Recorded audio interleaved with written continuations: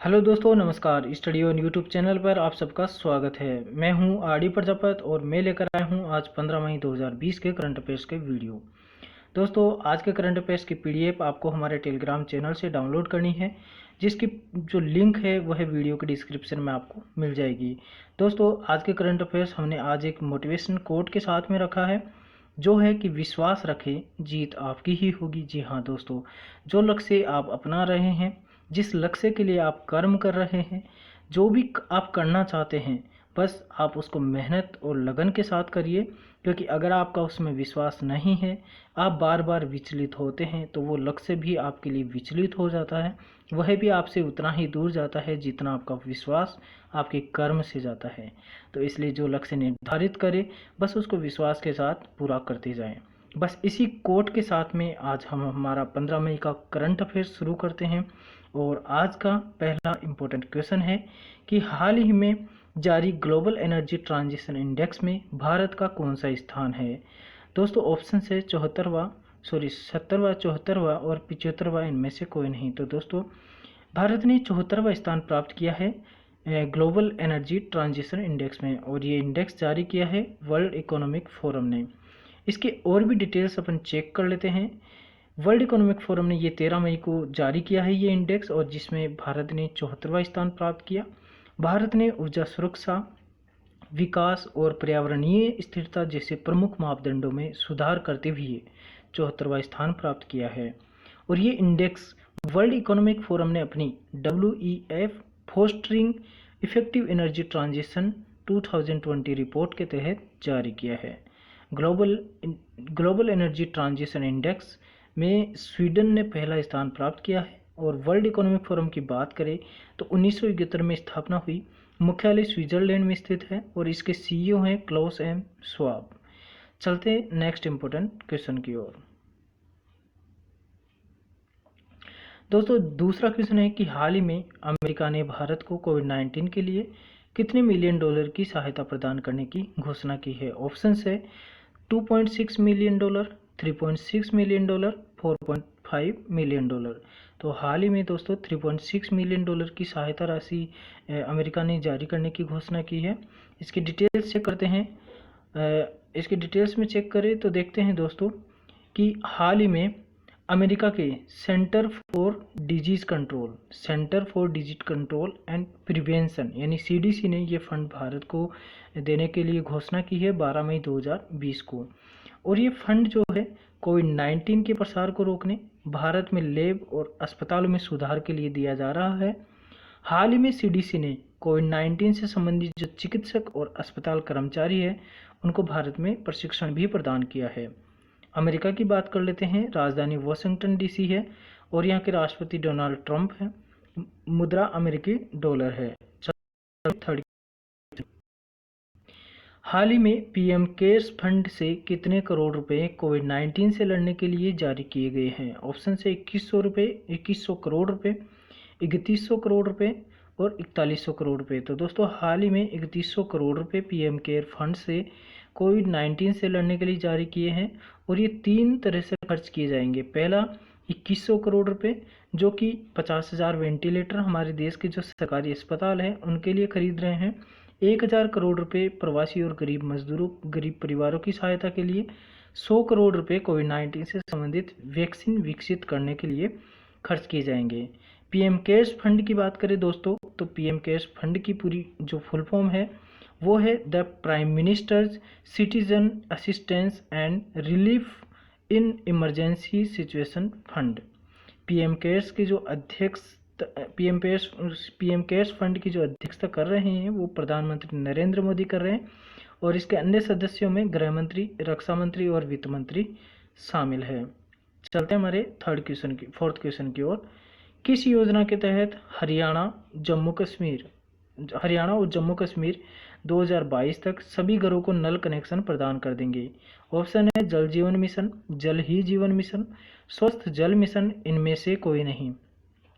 तो दोस्तों, हरियाणा और जम्मू कश्मीर 2022 तक सभी घरों में नल कनेक्शन लगवा देंगे, और इसके लिए केंद्र सरकार ने जो है फंड भी रिलीज कर दिया है और 2022 तक इसको कंप्लीट करने के निर्देश जारी हो चुके हैं। इसके तहत 2 कार्य किए जाएंगे, एक तो पानी की व्यवस्था और दूसरा प्रवासियों के नौकरी के अवसर पैदा करना। हरियाणा की बात कर लेते हैं तो हरियाणा की राजधानी चंडीगढ़ है, सबसे बड़ा शहर फरीदाबाद। भाषा यहाँ पे हिंदी, हरियाणवी और पंजाबी बोली जाती है। हरियाणा के मुख्यमंत्री मनोहर लाल खट्टर है। राज्यपाल सत्यदेव नारायण आर्य है। राज्यसभा की सीटें 5 है और लोकसभा की 10 सीटें हैं। विधानसभा की 90 सीटें हैं। जम्मू कश्मीर की बात करें दोस्तों तो राजधानी शीत ऋतु में जम्मू होती है और ग्रीष्म में श्रीनगर होती है। हाल ही में 5 अगस्त 2019 को जम्मू कश्मीर को विधानसभा सहित केंद्र शासित प्रदेश का दर्जा मिला था। लद्दाख को जम्मू कश्मीर से अलग करके नया केंद्र शासित प्रदेश बनाया गया था। दोस्तों अगला क्वेश्चन है हमारा कि हाल ही में वर्ष 2020 का ड्यूज फ्रीडम ऑफ स्पीच अवार्ड किस भारतीय पत्रकार को मिला? ऑप्शन है सिद्धार्थ वरदराजन, दार यासीन, मुख्तार खान, चन्नी आनंद। तो दोस्तों सिद्धार्थ वरदराजन को ये पुरस्कार मिला है और यहाँ पे जो 3 ऑप्शन दिए हैं, दार यासीन, मुख्तार खान, चन्नी आनंद। दोस्तों इन्होंने हाल ही में पुलित्जर अवार्ड मिला है, इन्होंने पुलित्जर अवार्ड दिया, इनको पुलित्जर अवार्ड से नवाजा गया है। चलते हैं इसके और भी डिटेल्स के जानकारी के लिए। तो 2020 का ये अवार्ड जो है सिद्धार्थ वरदराजन को मिला है और ये अवार्ड उन पत्रकारों को दिया गया है जिन्होंने कोविड-19 महामारी के दौरान बहुत सारी परेशानी उठाई है, जैसे अपनी रिपोर्टिंग के दौरान कठिनाइयों का सामना करना पड़ा हो या गिरफ्तार किया गया हो या फिर उनको धमकी दी गई हो। और ये अवार्ड दुनिया के 14 देशों के 17 पत्रकारों को मीडिया के मानवाधिकारों, अभिव्यक्ति की स्वतंत्रता के लिए उत्कृष्ट प्रतिबद्धता दिखाने के लिए दिया गया है। सिद्धार्थ वरदराजन की एक पुस्तक भी है दोस्तों, जिसका नाम है Sachin tribute to a legend, जो अप्रैल 2012 में प्रकाशित हुई थी और ये बहुत ही फेमस बुक है। क्वेश्चन की ओर बढ़ने मैं बोलूँगा कि अगर आपको ये वीडियो पसंद आ रहा है तो प्लीज़ लाइक करें, शेयर करें और अपने दोस्तों के साथ सब्सक्राइब करें। अपने दोस्तों के साथ शेयर करें और चैनल को सब्सक्राइब जरूर करें। दोस्तों अगला क्वेश्चन है कि हाल ही में झारखंड की किस पेंटिंग को जीआई टैग दिया गया है? ऑप्शन है सोहराई खोवर, कोहेवर, मधुबनी, इनमें से कोई नहीं। तो दोस्तों हाल ही में झारखंड की जो पेंटिंग है सोहराई खोवर, इसको जीआई टैग प्रदान किया गया है। दोस्तों इस पेंटिंग के साथ ही जो तेलंगाना का तेलिया रुमाल है, ये तेलिया रुमाल है, इसको भी जीआई टैग दिया गया है। और ये पेंटिंग है सोहराई खोवर जो कि झारखंड की है, इसको भी जीआई टैग मिला है। और जो ये रुमाल बनता है ये हस्त निर्मित कारीगरी से बनता है, कॉटन लूम से। हथकरघा इस जो है इसमें उपयोग में लिया जाता है बनाने के लिए इसको। और सोहराई खोवर जो पेंटिंग है ये जो झारखंड की महिलाएं हैं किसी भी शुभ कार्य में दीवार पर बनाती है इस चित्र को। दोस्तों झारखंड का जो प्रसिद्ध नृत्य है वो छऊ है। झारखंड की और भी बातें कर लेते हैं। राजधानी रांची है, मुख्यमंत्री रघुवर दास है, राज्यपाल द्रौपदी मुर्मू है और लोकसभा की सीटें 14 है, राज्यसभा की सीटें 6 है, विधानसभा की सीटें 82 है। और बात करें तेलंगाना की तो तेलंगाना की राजधानी हैदराबाद, मुख्यमंत्री के चंद्रशेखर राव है, राज्यपाल तिमिलसाई सौंदरराजन है।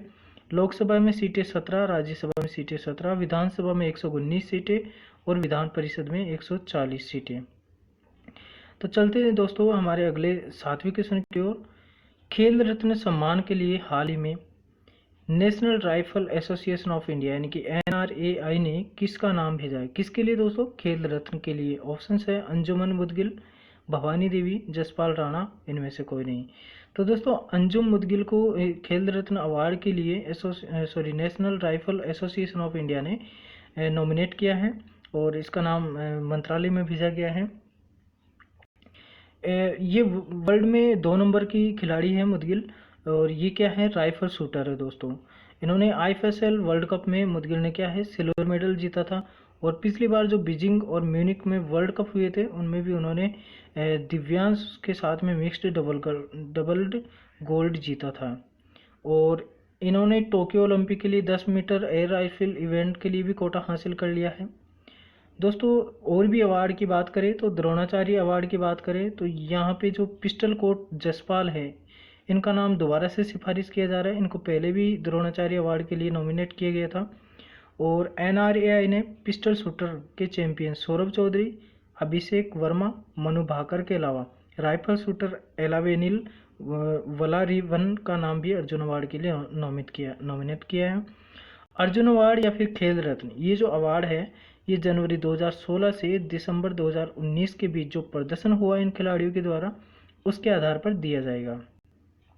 दोस्तों हमारा अगला 8वां क्वेश्चन है कि हाल ही में होप पोर्टल कहाँ पर लॉन्च किया गया। ऑप्शन है उत्तराखंड, हरियाणा, उत्तर प्रदेश, इनमें से कोई नहीं।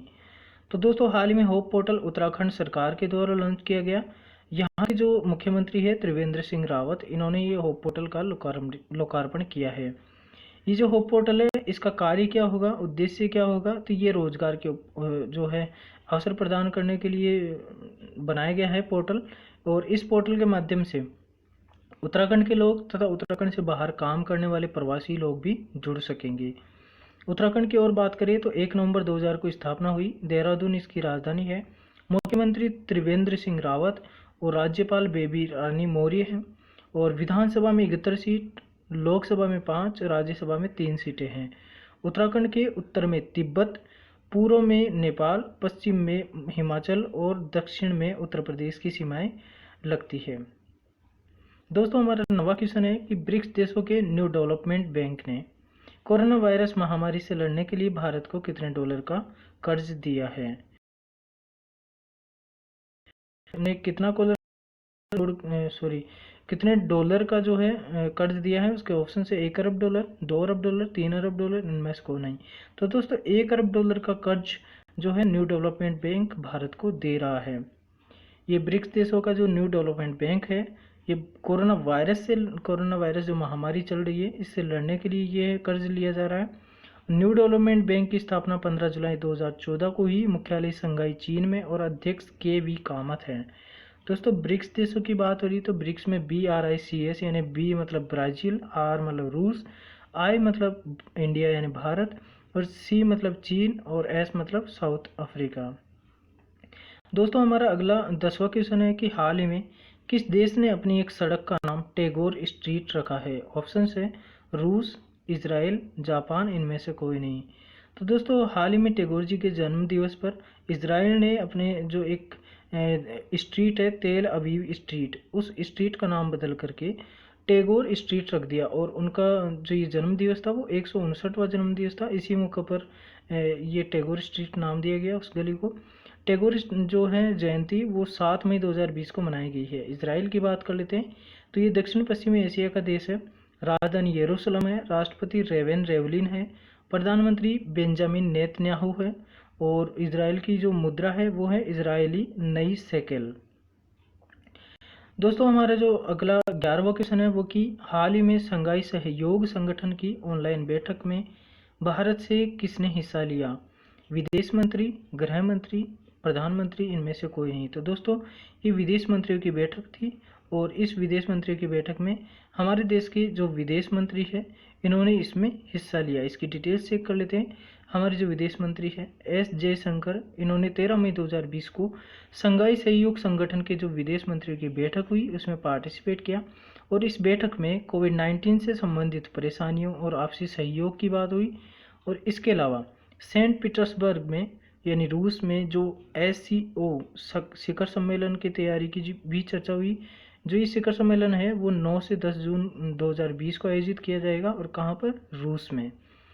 दोस्तों शंघाई सहयोग संगठन की बात करते हैं तो 8 सदस्य देश है। इसमें देश में कौन कौन से देश हैं, भारत, तजाकिस्तान, कजाकिस्तान, किर्गिस्तान, रूस, चीन, पाकिस्तान और उज्बेकिस्तान। भारत तथा पाकिस्तान को 24 जून 2016 को शंघाई सहयोग संगठन के देशों में सम्मिलित किया गया था। तो दोस्तों ये थे आज के करंट अफेयर्स और इन जो है ये लास्ट क्वेश्चन था। और इसी के साथ आज का करंट अफेयर्स का सेशन समाप्त होता है। आप हमारे साथ बने इसके लिए बहुत बहुत धन्यवाद। हमारे चैनल को बिल्कुल सब्सक्राइब करना ना भूलें।